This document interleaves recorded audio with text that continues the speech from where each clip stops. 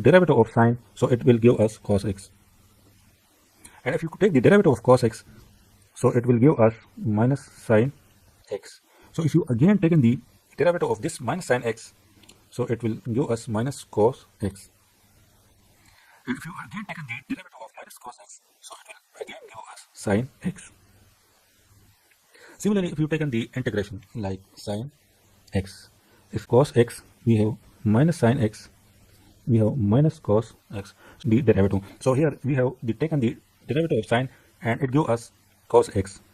But in integration, if we reverse its direction, like if we taken the integration of cos, so it will give us sine.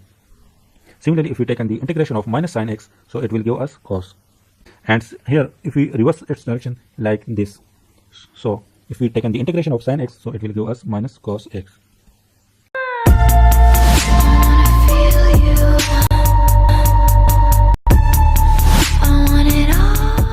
I am Naveed Ahmad. If you don't know about the integration, then you are in a very good place.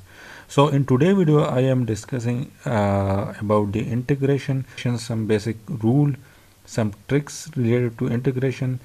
So let's come toward the definition of integration, that what is meant by the integration. So integration tell you that how much a thing is accumulating, meeting up, gathering, add up. Let's take an example. So a movie. So actually you are downloading data in your hard disk or in your mobile. So data is accumulating, adding. So we are integrating all these data in our hard disk or inside the in our mobile phone. So integration is actually the reverse process of derivative.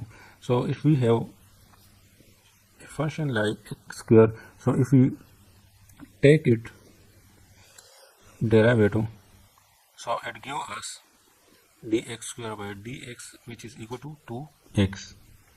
Now if we integrate this function, so it will, let's integrate it, so it will give us 2x square divided by 2 is equal to x square plus represent.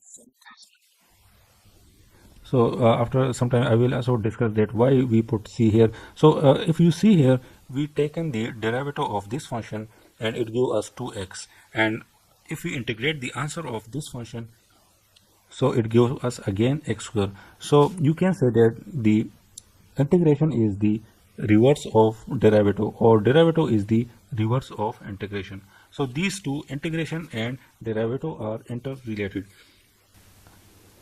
Now we have two types of integration.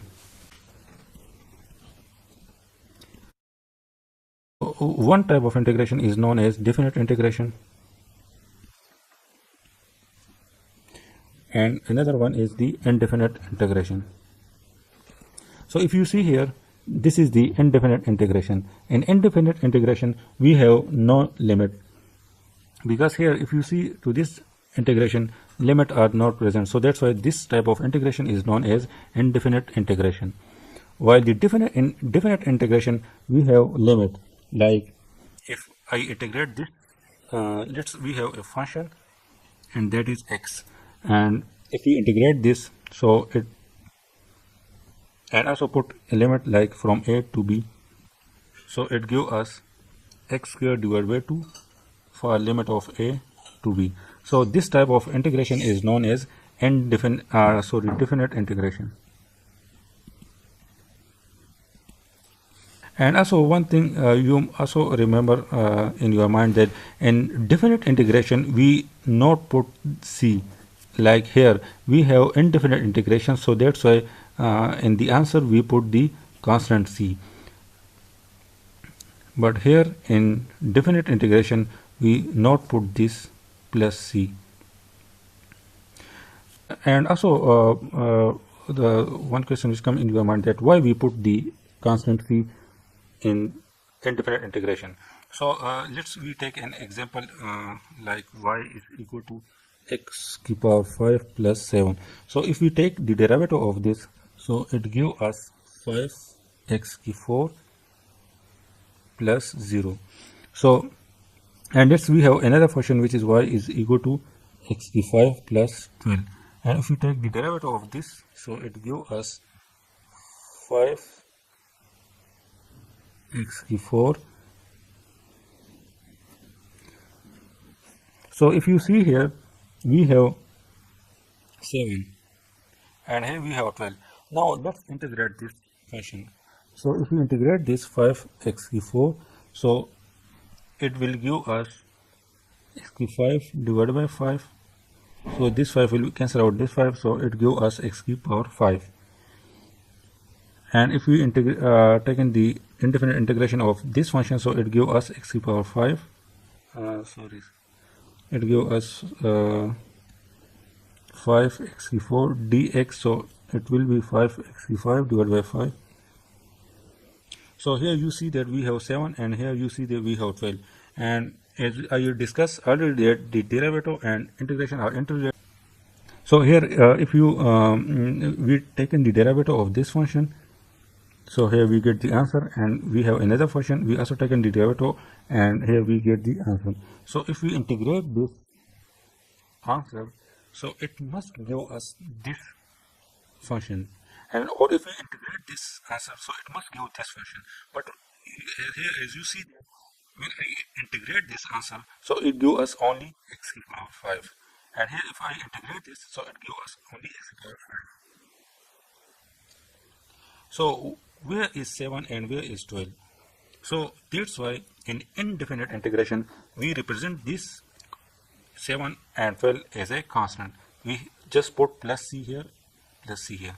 This c is nothing, just a constant which represent any value like 5, 7, 12. So we have some rule which is necessary and which is the most important in integration. The first one rule is the power rule. So the formula for power rule is that if we have a function x and it has a power n, whereas n is any number, and if we integrate it, so as you know that the integration, this is the sign of integration, and here we put it dx, which represent that this function is this x is a function of dx. And here I am not putting the limit, so it means that this is very indefinite integration. So if you have an indefinite integration, and if you have a function and that function have a power, so their integration will be equal to that variable x e power n plus 1 divided by n plus 1 plus c, which is the constant. Here you remember one condition, that the n is not equal to minus 1.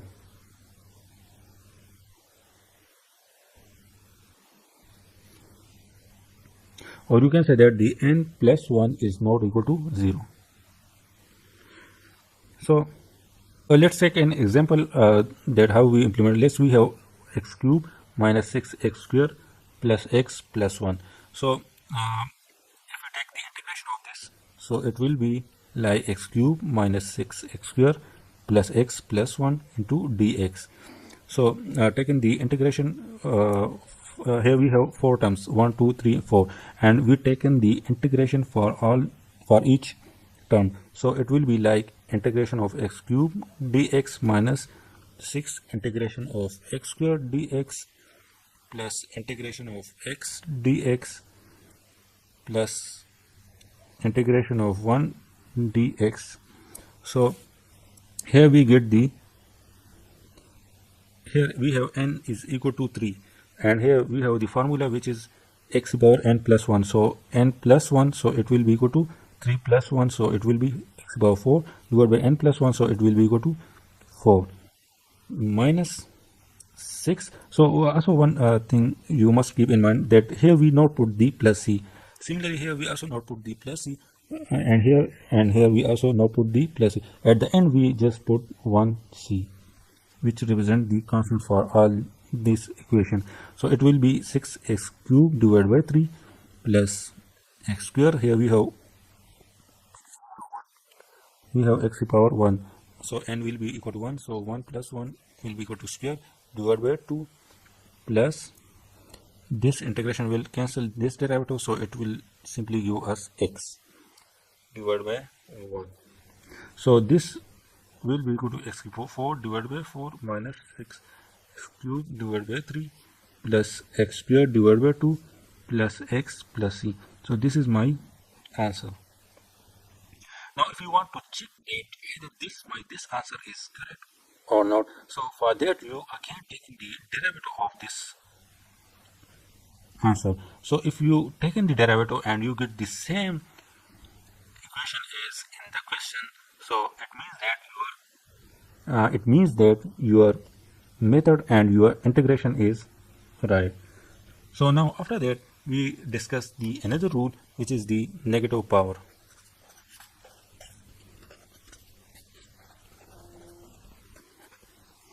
So this rule tell us that if how you will take the uh, integration if we have a variable and that have negative power, like if we have x to the power minus 3 dx. So how you will integrate this? So here we use the same formula as I discussed here.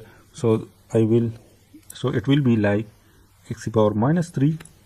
Here we have n and here we have n is equal to minus 3. So I put the x minus 3 then plus 1 divided by minus 3 plus 1 plus c. So it will be equal to minus 1 by 2 x square plus c. So this will be my answer. Or you can have if you have like this x to the power minus 1 dx or like 1 by x dx. So it will be equal to log natural log of x plus c. It will only equal to natural log of x plus c only if power is equal to minus 1. So here we have minus 1 power, so that's why its integration will be equal to log of x plus c. Like if we take an example that we have 1 by 4x dx, so it will be equal to 1 by 4 log x plus c. So this will be their answer.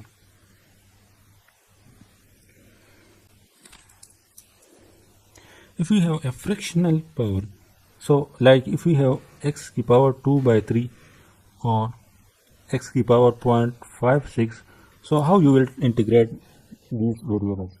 So in fractional power we will discuss this, that let's we have x to the power 2 by 3 dx. So here again you use the same formula, which is this one, that integration of x and dx will be equal to x n plus 1 divided by n plus 1. So we use the same formula here. So here we have n is equal to 2 by 3. So we have x 2 by 3 plus 1 divided by 2 by 3 plus 1 plus c. So it will be equal to x to the power 5 by 3 divided by 5 by 3 plus c. So it will be equal to 3 by 5 to the power 5 by 3 plus c. So this will be my answer. Now let's take another example, like we have x into x under root dx. So it will be equal to 1.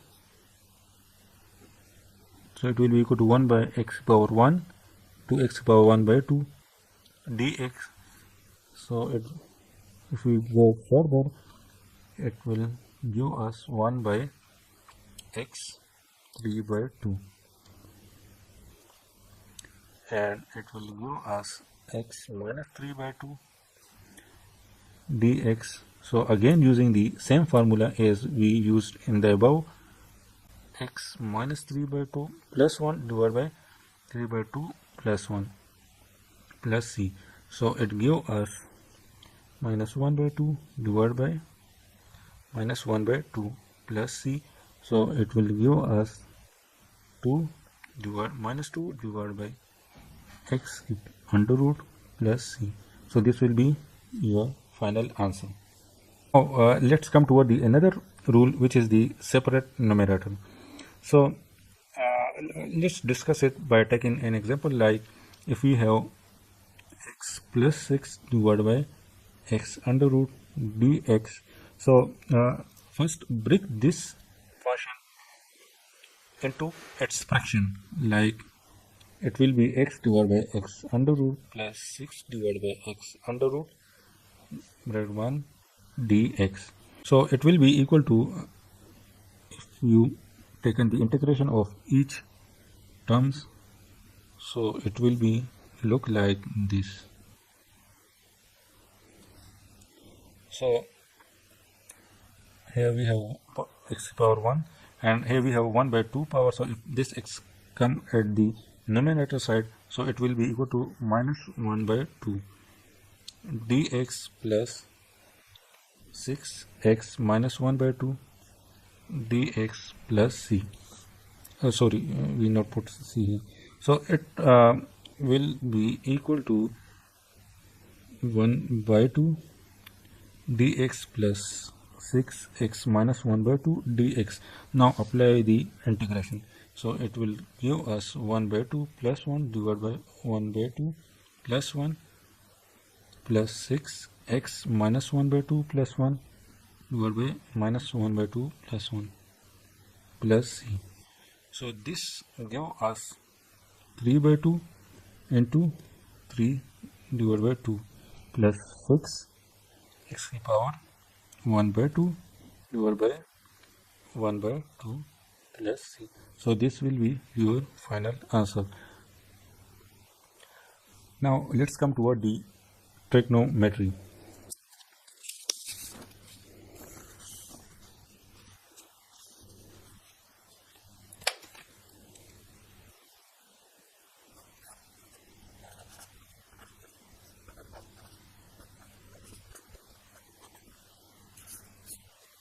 In trigonometry, we have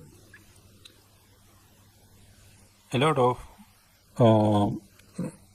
of function like sine x, cos x. So if you take the derivative of sine, so it will give us cos x. And if you take the derivative of cos x, so it will give us minus sine x. So if you again taken the derivative of this minus sine x, so it will give us minus cos x. And if you again taken the derivative of minus cos x, so it will again give us sine x. Similarly, if you taken the integration like sine x, if you we have sine x, we have cos x, we have minus sine x, we have minus cos x. So as I already discussed at the start of the video, that the integration and derivative are interrelated, and integration is the opposite of the derivative. So here we have taken the derivative of sine and it gives us cos x. But in integration, if we reverse the direction, like if we taken the integration of cos, so it will give us sine. Similarly, if we taken the integration of minus sine x, so it will give us cos. Similarly, if we taken the integration of minus cos x, so it will give us minus sine x. So here, as you see that it is the reverse of derivative. And here, if we reverse its direction like this, so if we taken the integration of sine x, so it will give us minus cos x. Similarly, we have also other formula like secant square dx,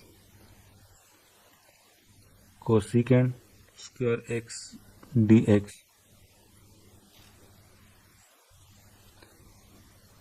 secant x tangent x dx, cosecant x cot x this is not equal to cotangent x. So secant square x will be equal to tangent x plus c, or cosecant square x will be equal to minus cotangent x plus c, or integration of secant into tangent x will be equal to secant x plus c. Integration of cosecant into cotangent will be equal to minus cosecant x plus c. So as you see, these formulas, these are little bit difficult to remember. So I will discuss the tricks that how you will remember this formula. You know that you simply remember this sequence for sine and cos. So if you remember this sequence, so from this sequence you can remember the formulas for derivative as well as for integration. So how you will remember these formulas? So for that, you just remember this one formula, because you start from this formula. So this formula, which is the start formula, you must remember this one. So after that, if you put co, so it will be cosecant like this. So square will come here and dx. So if you put just co, so it will be cosecant square.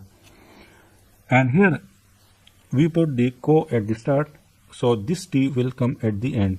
And in trigonometry, only in cotangent we have the t which is come at the end.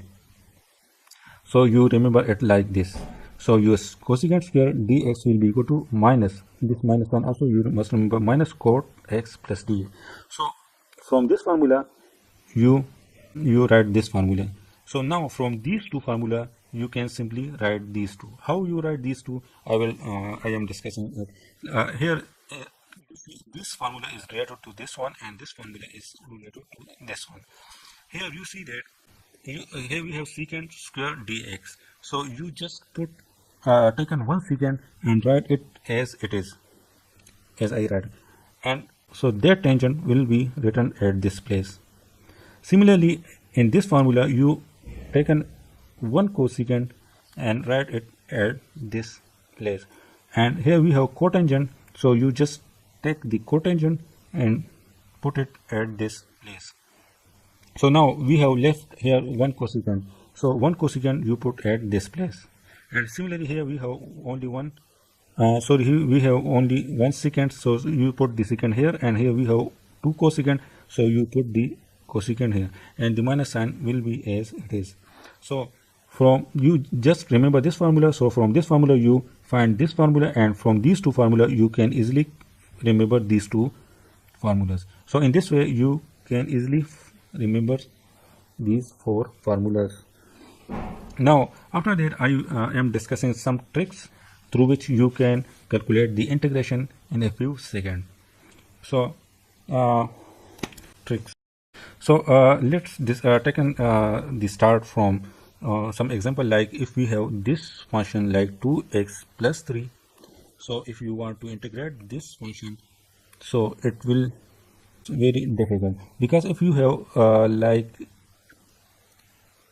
this, so as you can easily find that it will be equal to a square plus b square plus 2ab, or you can write like 2x plus 3 square will be equal to 2x whole square plus 3 square plus 2 into 3 into 2x. So if you want to find its integration, so it will be very easy, like you find like this, so you get the your final answer. So if what you do if you have a huge power, so that will be too difficult to solve or expand this equation. So for that we have trick that if you have such like equation, so you taken this value equal to x. So if we take the integration of this, so it will be equal to x plus 3 11 dx. So it will be equal to, let's taken this equal to x, so it will be equal to x dx. So it will give us 1 dx, so it will x about 12 divided by 12 plus c. Now here we have the coefficient, x coefficient is 2, So you also divide it like this, 1 by 2 into x power 12 divided by 12 plus c. So this will be your final answer. So in a very few seconds you can easily find the integration of a complex function. Let's take another example, like if we have let's take the example from the trigonometry, like so if we have a function like secant square 5x plus 12 dx. So in this here you taken this whole value equal to x, so it will be equal to secant square x dx. So as we know that I discussed earlier that the secant square dx, integration of secant square dx will be equal to tangent x plus c. So it will be equal to tangent x plus c. So here we have the coefficient of x is 5, so it will be equal to 1 divided by 5 into tangent x value is this one, so it will be equal to right as it is plus c. So this will be your final answer. So one thing which is most necessary that you must keep in your mind, that the coefficient of 5 will be right in the division form. Now let's take another example, like if we have sine 7 minus 4x dx. So it will be taken this as x, so it will be equal to sine, so it will be equal to sine x dx. So integration of sine x dx will be equal to minus cos, so it will be equal to minus cos x plus c. So here we have the coefficient of x is minus 4, so you also divide the minus 4 here. So it will be equal to minus will be cancelled with this minus, so it will be equal to cos x, which is the 7 minus 4x plus c. So this will be your final answer. So this function has also logic, and let's do it by another way. Like let's we have 7 minus 4x, which is equal to dt. Now taking the derivative of this, so it will be equal to minus 4 is equal to dt divided by dx. So this will be equal to dt is equal to minus 4 dx. So now here we have dt, which is equal to minus 4 dx. So our dx will be equal to dt divided by minus 4. Now here we have sine, and this is my t.